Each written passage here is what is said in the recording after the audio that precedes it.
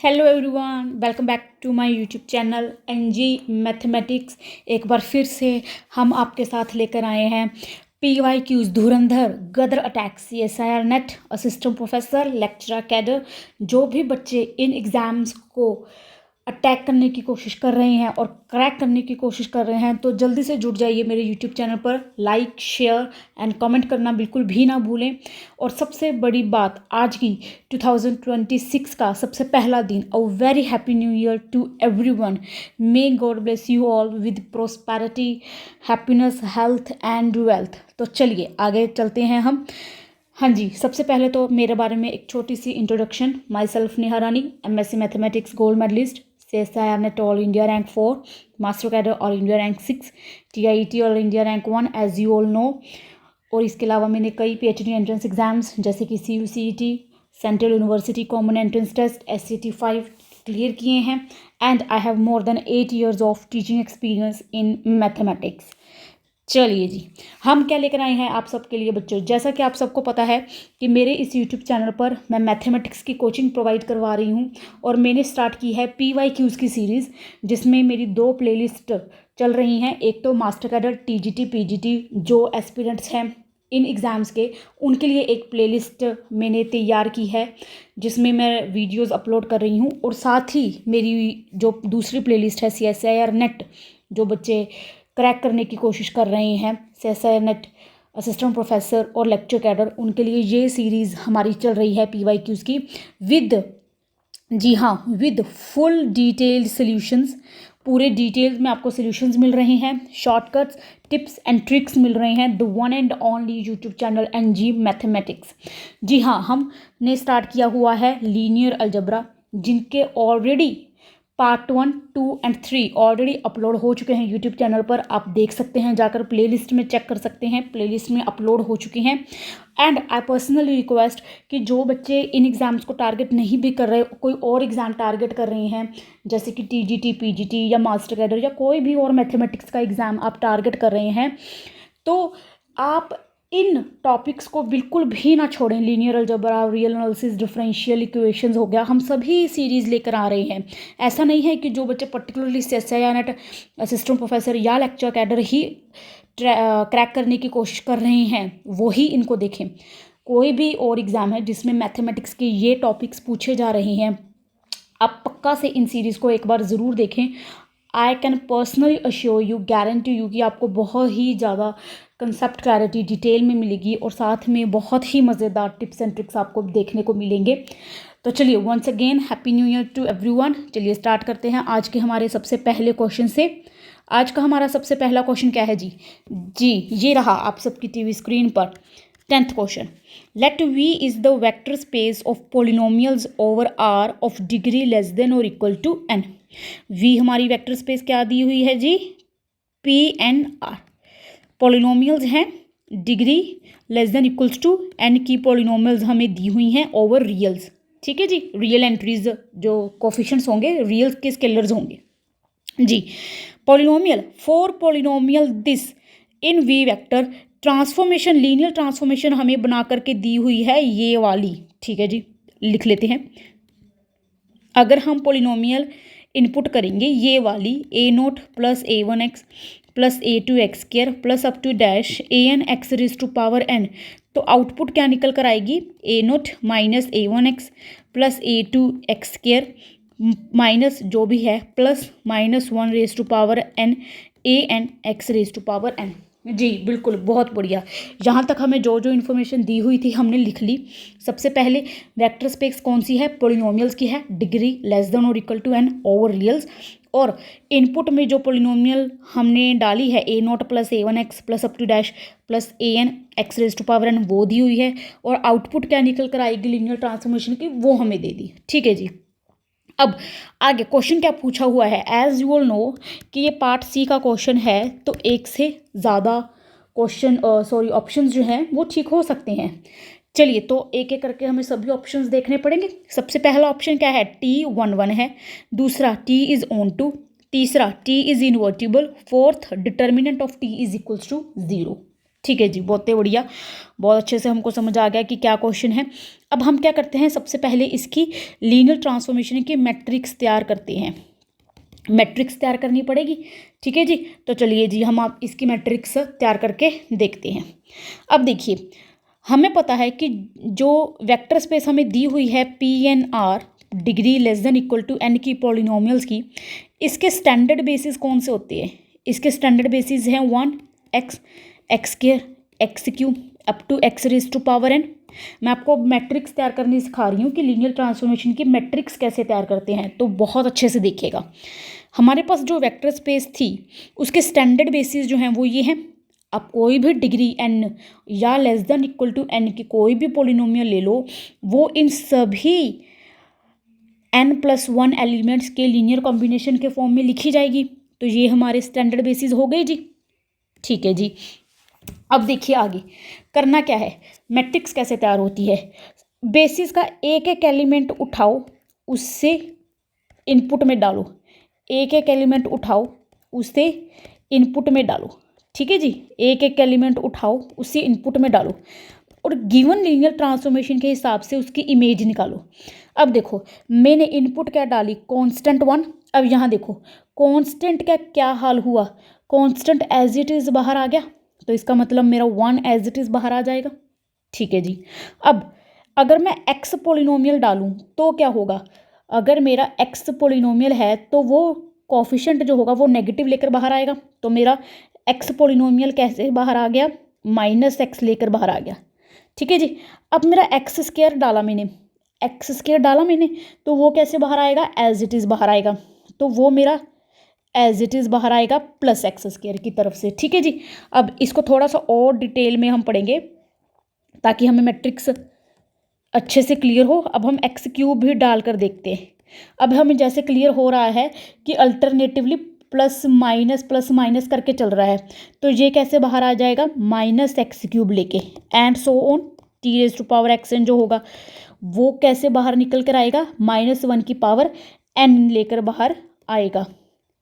I hope यहाँ तक आपको क्लियर है। हमने क्या किया, स्टैंडर्ड बेसिस के जो एलिमेंट थे उनको इनपुट में डाला और आउटपुट किस हिसाब से देखी, जो हमें लीनियर ट्रांसफॉर्मेशन दी हुई थी ये वाली, उसके हिसाब से हमने आउटपुट देखी।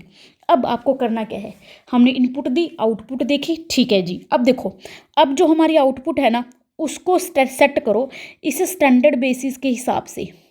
इस स्टैंडर्ड बेसिस के हिसाब से मेरा क्या बन गया, ये 1 × 1 plus 0 × x plus 0 × x² plus up to 0 × x raise to power n, ऐसे ही लिखेंगे इस स्टैंडर्ड बेसिस के हिसाब से। इसको कॉम्बिनेशन में इसको कैसे लिखेंगे, 1 का कोफिशिएंट क्या लिखना पड़ेगा, 0 × 1 plus -1 × x plus 0 × x² plus up to dash plus 0 × x raise to power n, ठीक है जी। जहाँ पर मेरा 1 था तो 1 का तो कोफिशिएंट मुझे 0 ही लेना पड़ा, x का कोफिशिएंट मुझे पता चल गया -1, तो उस हिसाब से लिख दिया जी। अब x² इस स्टैंडर्ड बेसिस के हिसाब से लिखना है जी। हमारा जो ये स्टैंडर्ड बेसिस है ना, इसके हिसाब से ही हमें आउटपुट को लिखना है। तो यहाँ पर क्या आ जाएगा, अब 0 × 1 plus 0 × x plus 1 × x² plus 0 × x³ plus up to dash 0 × x raise to power n। अब इसको 0 × 1 plus 0 × x plus 0 × x² plus -1 × x³, क्यों, क्योंकि मेरा -x³ है, plus 0 × x raise to power 4 plus up to 0 × x raise to power n, ठीक है जी। अब देखो यहाँ पर चलेगा, ये आ गया, इसको कैसे लिखेंगे, 0 × 1 plus 0 × x plus 0 × x² plus up to 0 × x raise to power n -1 plus -1 की power n x raise to power n, क्योंकि मेरे पास x raise to power n का coefficient -1 raise to power n है। आई होप यहाँ तक आपको अच्छे से क्लियर हो गया होगा। कुछ नहीं किया हमने, हमारा वेक्टर स्पेस कौन सा था, polynomial of degree less than equal to n, तो उसके हिसाब से हमने क्या किया, हमने स्टैंडर्ड बेसिस चेक किए कि ये स्टैंडर्ड बेसिस थे हमारे। फिर हमने क्या किया, स्टैंडर्ड बेसिस को ट्रांसफॉर्मेशन में इनपुट दी, उस इनपुट के हिसाब से हमने स्टैंडर्ड बेसिस को इनपुट में रखा, उसके हिसाब से हमने आउटपुट्स निकाली। फिर उन आउटपुट्स को हमने स्टैंडर्ड बेसिस में क्या किया, एक्सप्रेस कर दिया कि स्टैंडर्ड बेसिस के लीनियर कॉम्बिनेशन के हिसाब से ये कैसे एक्सप्रेस होंगे, हमने वो एक्सप्रेस कर दिए। आई होप यहाँ तक आप सबको क्लियर हो गया होगा। ठीक है जी। अब देखिए, अब हम इन सारे को इरेज कर देते हैं। ये हमारा सारा ख़त्म हो चुका है, इसका अब हमारे पास कोई फ़िलहाल कोई काम नहीं है फिर, क्योंकि हमें मैट्रिक्स लिखनी है हमारी। तो चलिए जी, अब हम मैट्रिक्स लिखते हैं। तो टी हमारी जो मैट्रिक्स है वो किस तरीके से लिख कर आएगी, ये देखिए जी। कुछ भी नहीं करना आपको, जो आपके स्टैंडर्ड बेसिस के फॉर्म में आपने यहाँ पर देखिए, हम इसका ना डिफरेंट कलर चूज़ करते हैं। ठीक है जी।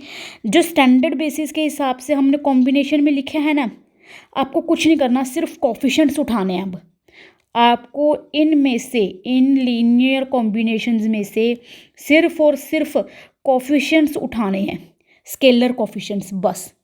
ये देखिए कैसे, सबसे पहली लीनियर कॉम्बिनेशन ये रहा, इसमें से कोफिशिएंट्स उठाओ, क्या आ जाएंगे 1 0 0 अप टू 0, लिखने कॉलम वाइज हैं। अब दूसरा ये रहा, इसके कोफिशिएंट्स को उठाओ, 0 -1 0 0 अप टू 0, कॉलम वाइज लिखना था, ट्रांसपोज होता है हमेशा। ठीक है जी। अब तीसरा ये रहा, इसके कोफिशिएंट्स को उठाओ, सिर्फ स्केलर कोफिशिएंट्स को उठाना है जी, शाबाश, ये रहा। अब अगली लाइन ये रही, इसके कोफिशिएंट्स को उठाओ, 0 0, यहाँ पर अपने पास क्या आ जाएगा, -1 0 अप टू 0। ठीक है जी, ऐसा करके चलेगा। लास्ट हमको क्या मिल जाएगा, 0 0, लास्ट हमारे पास क्या है, यहाँ पर -1 की पावर n। आई होप आप सबको समझ आ गया होगा। हमने जो लीनियर कॉम्बिनेशंस में लिख दिया था ना आउटपुट को, उसके सिर्फ स्केलर कोफिशिएंट्स को उठाया है और कॉलम वाइज लिखा है, ट्रांसपोज लिखना होता है। ये रो वाइज थे ना, हमको कॉलम वाइज कोफिशिएंट्स लिखने थे स्केलर। तो हमारी क्या तैयार हो गई है, मैट्रिक्स तैयार हो गई है जी, बिल्कुल बिल्कुल। यहाँ तक आई होप आप सबको क्लियर हो गया होगा, हमारी मैट्रिक्स हमारी बनकर तैयार हो चुकी है। आई होप यहाँ तक आप सबको क्लियर है। जिससे नहीं समझ लगा वो वीडियो को पॉज करके भी देख सकता है, या स्लो चलाकर भी वीडियो को देख सकता है बैक जा करके, और साथ ही साथ आप नोट डाउन करते चलें जी, बिल्कुल ठीक। अब देखिए, अब ये टी मैट्रिक्स आपको क्या दिख रही है, clearly this is the diagonal matrix. अब अगर ये डायगोनल मैट्रिक्स है तो इसका डिटर्मिनेंट क्या होगा, प्रोडक्ट ऑफ डायगोनल एंट्रीज। ये क्या आ गया, प्रोडक्ट ऑफ डायगोनल एंट्रीज आ गया जी। प्रोडक्ट ऑफ डायगोनल एंट्रीज देखो क्या होगा, डायगोनल एंट्रीज में क्या पढ़े हैं, सिर्फ और सिर्फ 1 या -1 पढ़े हैं। तो प्रोडक्ट करने से क्या हो जाएगा, अब देखो, या तो +1 आएगा या -1 आएगा, इनमें से एक ही आएगा। अच्छा, अब ये भी मैं क्यों कह रही हूँ मैं जी, ये देखो, क्योंकि अगर आप सोचो, अगर मैं ये, क्योंकि n है ना, ये n/n ऑर्डर की नहीं है, सॉरी। क्यों, क्योंकि ये मेरी ना टी जो मैपिंग है वो vector space V to V है।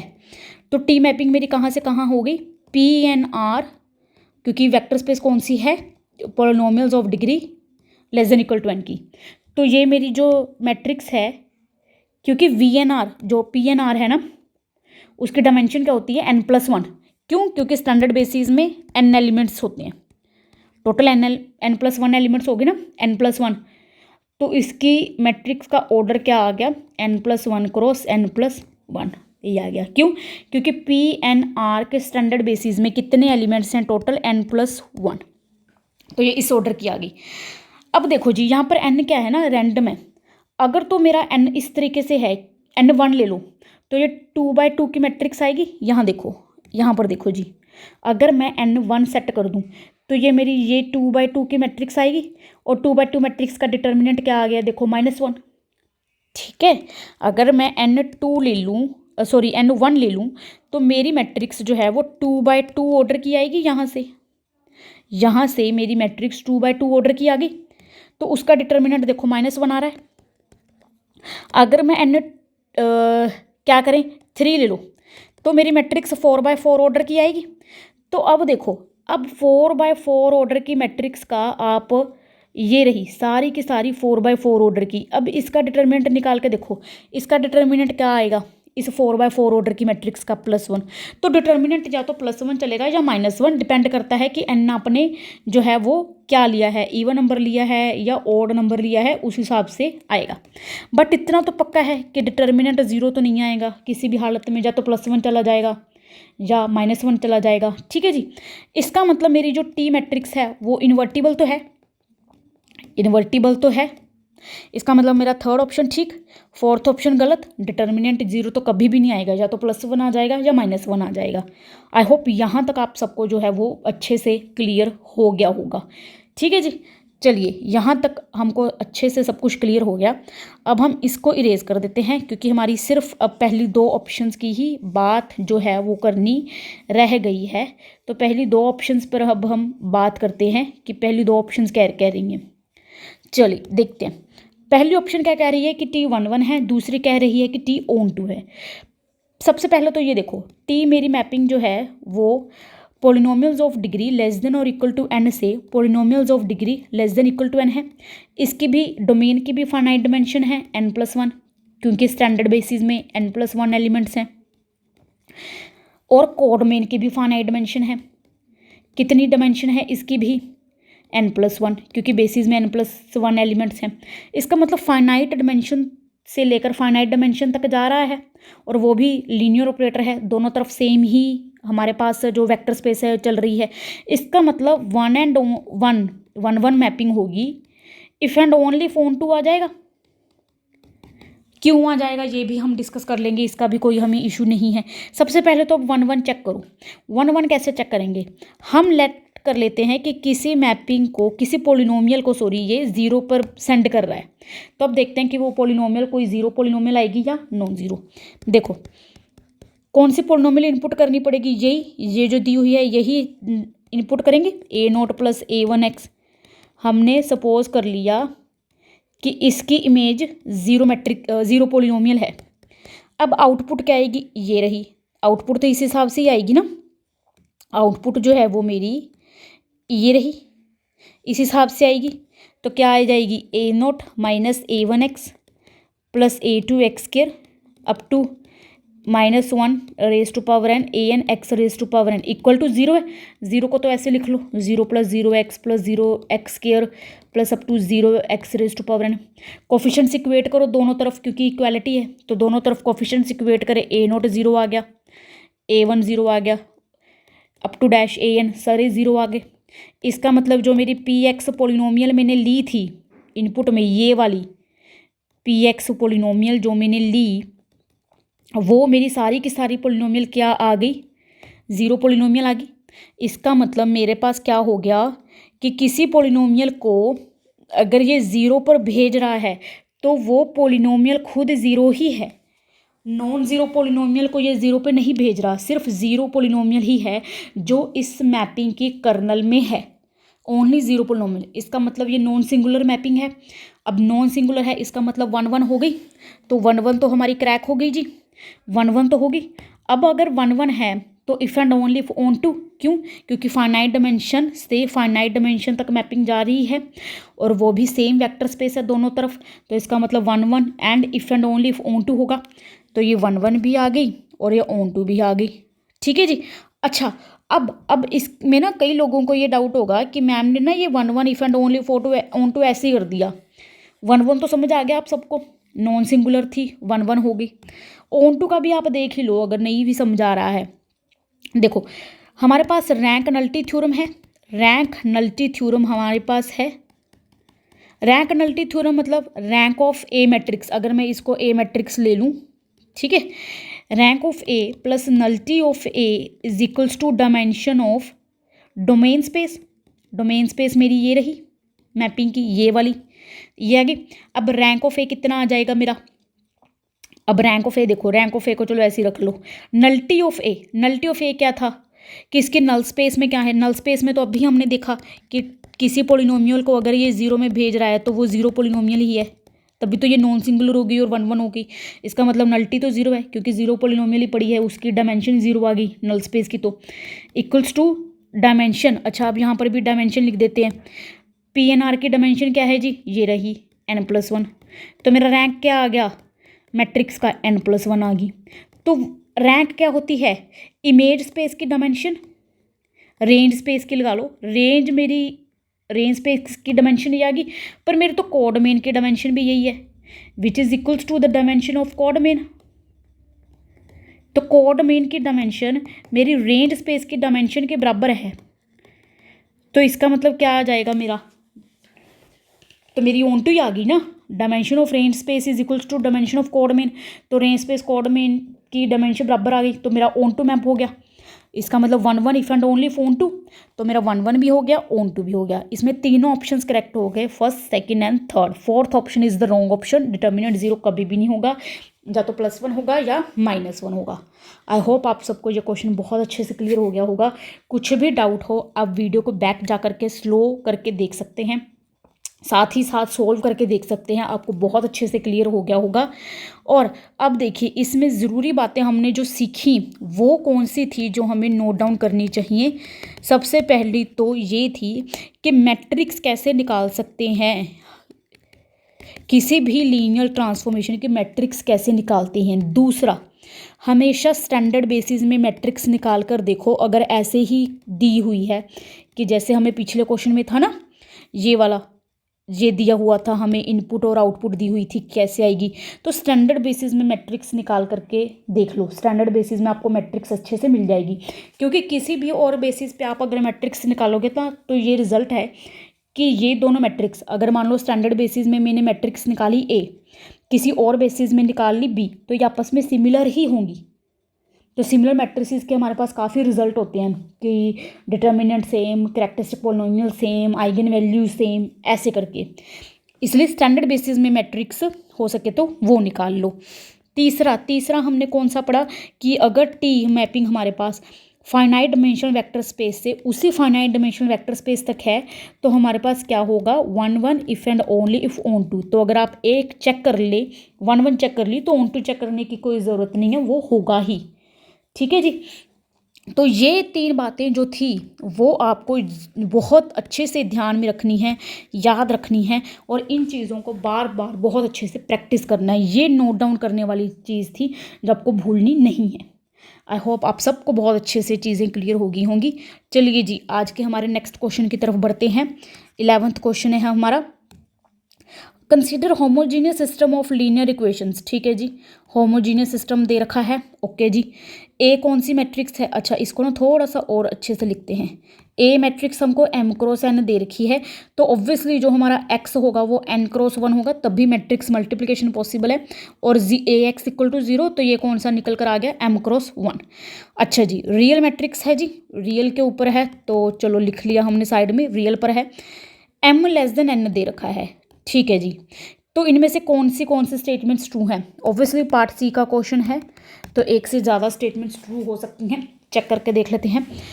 सबसे पहले ये होमोजीनियस सिस्टम ऑफ इक्वेशन है, तो ये बात तो श्योर है कि इसका 0 सोल्यूशन तो पक्का ही है। चेक करके देख लो, 0 सोल्यूशन डालोगे तो वो 0 तो आएगा ही, सेटिस्फाई तो कर ही रहा है इस मैट्रिक्स इक्वेशन को। इसका मतलब फर्स्ट ऑप्शन तो बिल्कुल ठीक है जी, सोल्यूशन तो पक्का है। 0 सोल्यूशन जो है, ट्रिवियल सोल्यूशन तो पक्का ही एग्जिस्ट करेगा ही करेगा होमोजीनियस का, तो फर्स्ट ऑप्शन तो बिल्कुल ठीक है। दूसरी और तीसरी ऑप्शन में नॉन ज़ीरो सोल्यूशन का पूछ रहा है जी। अब देखो, अब हमारे पास क्या होता है, रैंक ऑफ ए हमेशा क्या निकल कर आएगा, लेस देन और equal to minimum of m n. Rank of A is always less than equal to m less than equal to n, दोनों से छोटा होता है।